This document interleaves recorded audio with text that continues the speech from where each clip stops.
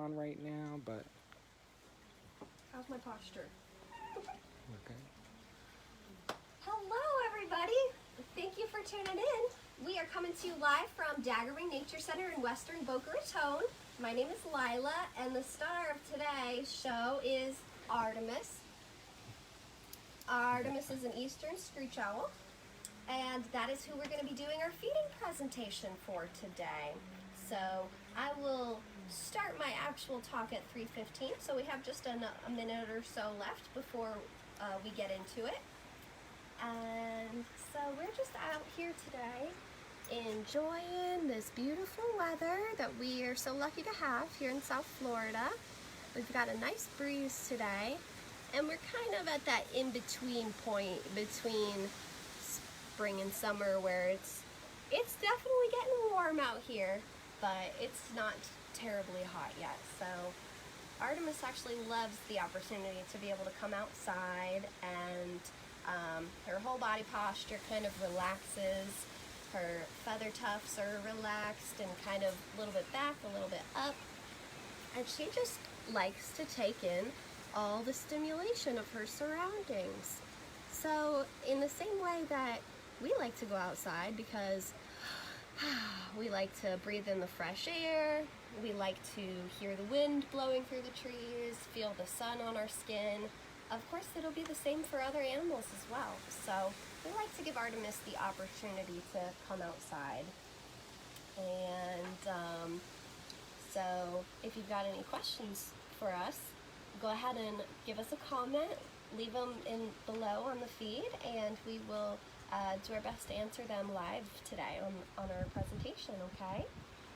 And of course, if you haven't already, you can support Artemis, our beautiful owl, by liking and following our Facebook page, and definitely share them with your friends, because the more the merrier, and we want to spread the word about these amazing creatures and this amazing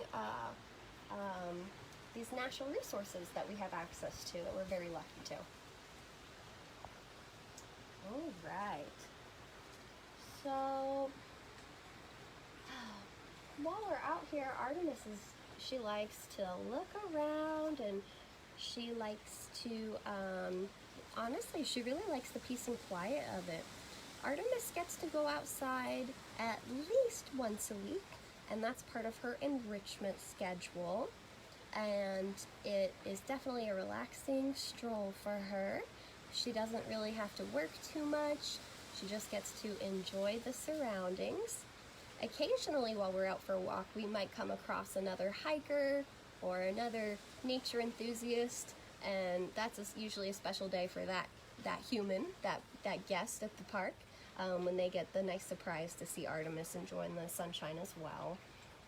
Artemis actually prefers this weather. She doesn't like the rain.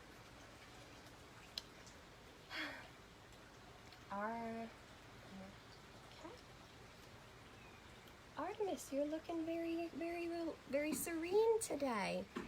She's even blinking extra slow. You can kind of see her third eyelid, her nictitating membrane.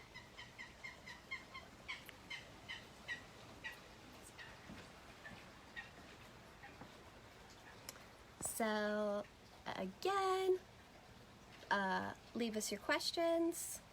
We'd like to answer them on the live feed. It's the best way for you to be here with us virtually, because that's the best we can do right now during this time.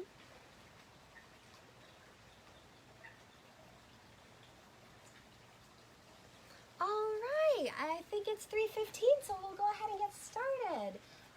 Thank you everybody for being here with us. My name is Lila, and this is Artemis, and we're coming to you live from Daggerwing Nature Center in Western Boca Raton, here in beautiful South Florida. And we decided to stream outside today because we are loving this weather, and also it's a special day. Do you know what day it is? It is Arbor Day. So Arbor Day, what does that mean? Arbor Day is a day where Americans celebrate trees and planting trees and having trees in our landscape. It was not the most prized thing when the country first began historically, right? There was a lot of logging and shipping American resources around the world.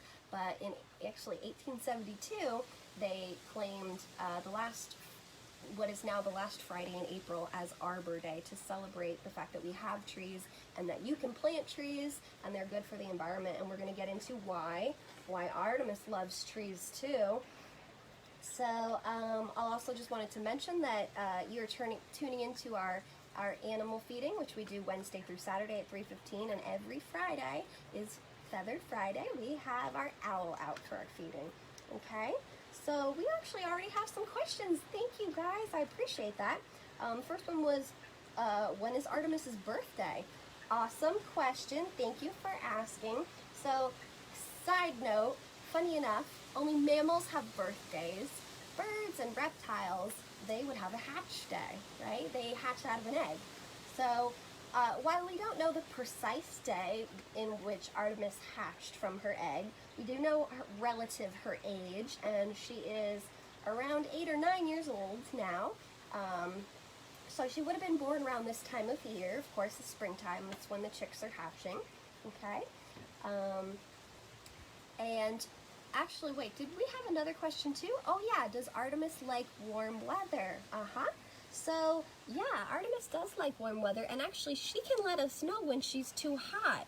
You might be surprised to learn that birds will actually pant like a dog would when they are overheating. They are not able to sweat, which is how humans, how we regulate our body temperature when we get too hot. Birds can't do that. And so birds like this one, like Artemis, they will actually open their mouth and pant a little bit. So luckily she has not shown us any signs of that, so far so good. All right, so I want to tell you a little bit more about this beautiful animal and why we chose to be outside today. And if you were to look at this animal, the owl, and you were to look at her feathers, there's one element in nature that she looks like more than any other, and that is definitely trees, right? Her feather is almost identical to tree bark. And what does that do for her? Well, of course, it helps her to camouflage, right? Owls are secretive animals, and they are nocturnal, so they come out at nighttime. And so for all of the day, they want to blend in with their surroundings. Most owls like to live in trees. And so having this beautiful imitation bark as a feather pattern is very effective for the owl in camouflage during the daytime and at nighttime as well, to be able to hide from different predators. Okay, so I actually have a picture for you that I wanted to show you, and it's a picture of an owl blending in with a tree. Okay, and of course we have our owl here, but I really appreciate this nice photograph of an eastern screech owl, which is what Artemis is. And the eastern screech owl almost completely disappears in the tree. You can see the way they're almost like stripes going down their body, and they're kind of broken up stripes, and so they are very similar to the bark that's on trees. And actually, if you notice the top where the feather tufts are, they kind of break up the silhouette of the animal. So when we're scanning around to look for something, which is what other animals will do as well, right? They'll scan the landscape to see what they can find. You're looking for silhouettes very often. And so if the owl is able to break up their silhouette even a little bit, that is going to increase the likelihood of their survival. It's going to increase the likelihood of prey not seeing them approach. And it's going to increase the likelihood that the other predators do not spot them. So that's pretty cool. So I'm wondering, how many of you guys have ever seen an owl outside, and how many of you saw them in a tree before? So most of the time when I get the pleasure of introducing Artemis to guests here at the Nature Center, I would like to ask how many of you have ever seen an owl in the wild, and more than half usually say they have not. It's funny because this species of owl, the eastern screech owl, is not endangered. Their populations are fairly stable, and so I like to tell people that owls have seen you, whether you've seen them or not. that's their life's work. They disappear into those trees, and so we don't see them as often. Okay, so actually one way that you can help animals like this, even specifically eastern screech owls, is leave your trees up in your yard. Sometimes people, if your tree starts to die or it doesn't look so great, they'll remove them. A dead tree is what we might refer to as a snag, and that is actually an essential habitat for many wildlife, including the screech owl. Of course, I'm sure you have seen a woodpecker before pecking a hole in maybe a dead palm tree or any other kind of dead tree. They create a cavity. Eastern screech owls typically won't create their own cavity, but they like to nest in cavities in trees. So they're dependent on that sort of habitat.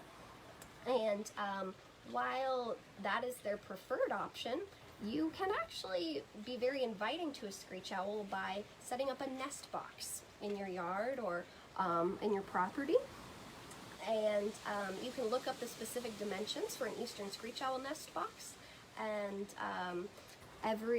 around this time of year, the screech owl pair might be looking to start a family. They'll look for some suitable options, and if you have a nest box that's of the right size for them in your yard, that could be a really special treat for you and the family to be able to see such a cool creature doing their natural thing. Okay, did we have any more questions? Oh, cool. Okay, so the question was, what does she like to eat? Oh, thank you. So, of course, owls are carnivores, right? So that means they're a hunting animal. They eat meat. They eat other animals. And Artemis, or screech owls in general, eastern screech owls, they're going to eat small things. But their favorite food is rodents, actually, which is excellent for us because rodents can carry diseases or cause damage to food supplies or infrastructure. So owls are our friend, doing us that favor. But their diet is not limited to rodents. They will eat other things as well. They will eat pretty much anything small enough that they can catch. So they'll eat tree frogs or different kinds of amphibians. They will eat lizards and geckos, like the ones you see climbing on buildings at nighttime. They can also eat insects and other invertebrates. I've heard guests have told me that they've seen owls catching different kinds of bugs in their yard, so we definitely have plenty of food for them here in South Florida. So they do very well here, actually. I've even seen eastern screech owls here in South Florida, right here in Boca Raton, actually. So they are around, and if you've seen one before, leave us a comment or even send us a picture, because we want to know about all the other animal lovers that are out there. We want to meet all of our animal neighbors and all of our friends as well. So one of the last things I'll mention before we wrap it up here, I want to mention why Artemis is here. So it is not legal to purchase an owl as a pet. They are protected in the wild. Their role in the ecosystem is very important. So why do we have an owl here? Well, we're an environmental educational facility, and so occasionally when there are animals that are unsuitable for release into the wild, they have to find residence somewhere else. And so Artemis was orphaned as an owlet, as a baby. She was brought to a wildlife hospital, and because she was so small, she had never hunted and she had never flown before. So she was dependent on a caregiver, which at that point was humans. And as a result, she became imprinted on people, which is basically she associates herself with people and her caregiver. Oh, are you getting warm? Okay, well, we're almost done, Artemis. And so because she's non-releasable, because she has an affection for people and she has become dependent on people for food and for care, she was deemed non-releasable by a veterinarian. And so she probably wouldn't be the most skilled screech owl in the wild, but she is the best screech owl for being an animal ambassador. All right, I'm gonna listen to this cue that she's a little warm, and I think we're gonna go ahead and wrap it up. But again, thank you guys for watching. Thanks for tuning in to the Nature Center. Same time tomorrow, 3:15. And thank you, everybody. And also, shout out to our volunteers. Of course, we love our volunteers. All right, thanks, everybody. Keep exploring nature.